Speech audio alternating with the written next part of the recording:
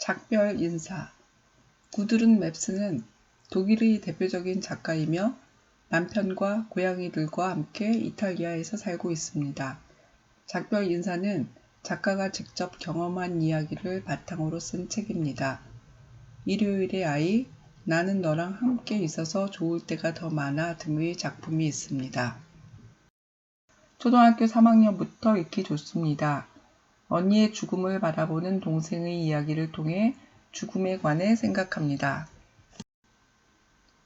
3주 전 아침 비르기트 언니가 잠에서 깨어났는데 사팔눈이 되어 있었습니다. 나와 언니는 우스꽝스러워 웃었지만 엄마는 새파랗게 질려서 병원으로 갑니다. 아주 늦게 돌아온 아빠는 의사 선생님이 언니가 몹시 아파서 곧 죽게 될 거라고 말했다고 하면서 울었습니다. 머릿속에 퍼져 있는 종양이 자꾸자꾸 자라나서 죽게 한다고 했습니다. 내 머릿속에는 수술 생각이 떠나지 않습니다. 다음날 아침 언니 침대는 텅 비어 있습니다. 슈페사르트에서 사시는 할머니가 나를 돌봐주러 우리 집으로 오셨습니다. 할머니는 내게 동물원에 가자고 했지만 난 숙제가 많다고 둘러댔습니다. 그리고 아빠 서재에 가서 백과사전을 가져왔습니다.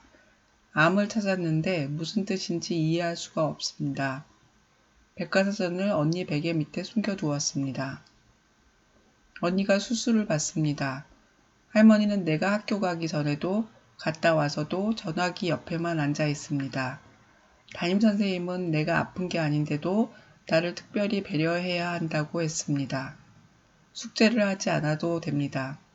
수술이 잘 됐다는 전화를 받았지만 아빠는 가장 좋아하는 음식에 입도 대지 않았습니다. 나는 언니를 위한 기도문을 새로 만들었습니다. 의사들로 하여금 노래 부르게 하여 당신의 비르기트가 무사하도록 지켜주소서. 며칠 후 나는 병원에 갔습니다. 언니의 머리카락이 하나도 없어 너무나 이상해 보였습니다. 언니는 나를 바라보며 웃습니다. 나는 언니가 아끼는 양 인형을 언니에게 주고 언니는 인형을 꼭 끌어안습니다. 병원을 다녀온 후 난 언니를 위해서 그림을 그렸고 코바늘로 모자를 뜨기 시작했습니다. 퇴원을 축하할 준비를 했지만 언니는 상태가 나빠져서 올 수 없습니다.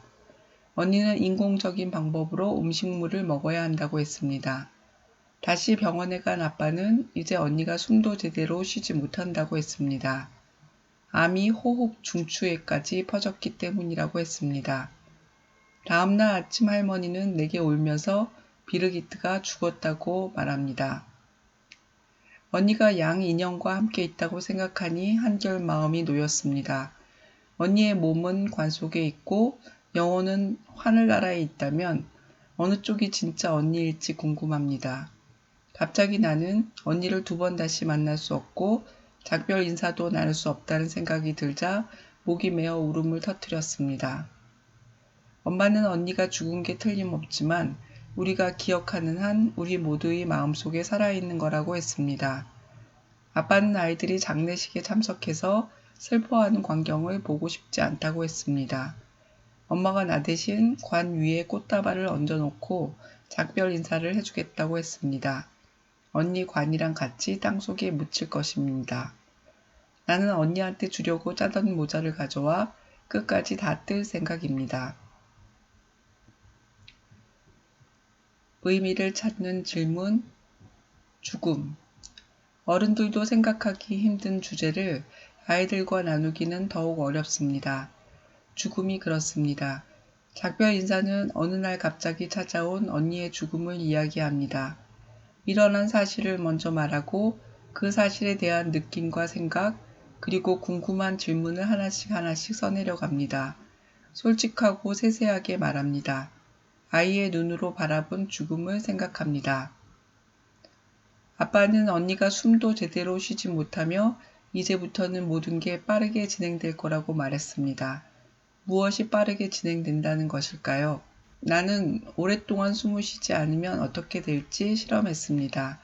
왜 그렇게 했을까요? 할머니는 언니가 더 이상 몸속에 들어있지 않고 영원히 하늘나라로 갔다고 말합니다. 나는 어느 쪽이 진짜 언니일지 궁금합니다. 어느 쪽은 무엇을 말하는 것인가요?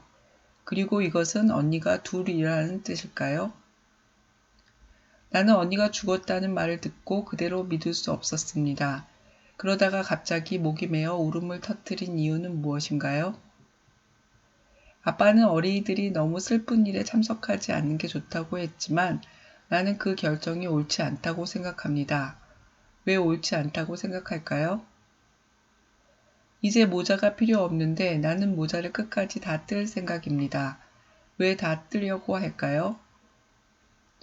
여러분은 죽음에 대해 궁금한 점이 있나요? 무엇이 알고 싶나요?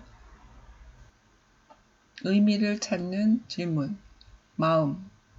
나는 모자를 다 뜰 생각입니다. 언니가 다가와 말을 걸지 모르기 때문입니다.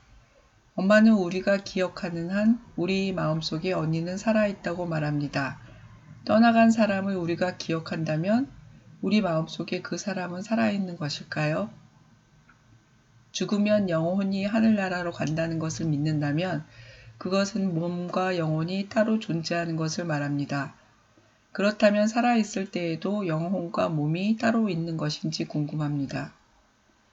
언니가 죽은 게 틀림없지만 엄마는 언니를 느낄 수 있고 말할 수 있다고 합니다. 엄마가 알려준 방법은 무엇인가요? 여러분이 기억하는 모든 것을 똑같이 기억하는 사람이 있을까요? 만일 기억을 잃어버린 사람이 있다면 기억을 잃어버리기 전과 같은 사람일까요? 왜 그런가요? 의미를 찾는 질문, 위로. 담임 선생님은 아이들에게 언니의 일을 말하고 특별히 배려해야 한다고 했습니다. 위로는 슬프고 아픈 일을 위한 배려입니다. 고통스러운 일을 겪을 때 사람들은 화를 내거나 서로를 원망하기도 합니다. 아픈 언니를 지켜보며 가족들은 서로를 따뜻하게 감싸줍니다. 다양한 방식으로 위로합니다. 할머니는 나를 돌보고 가족들에게 맛있는 음식을 해줍니다. 나와 엄마는 힘들어하는 아빠를 위해서 조용히 혼자 있을 수 있게 합니다. 어려움을 이겨가는 힘이 됩니다. 담임 선생님은 왜 특별한 배려를 해야 한다고 말했을까요? 여러분이 어려움을 겪을 때 누군가로부터 위로를 받고 힘을 얻은 경험이 있나요? 힘든 엄마를 위로하는 여러분의 특별한 방법이 있나요?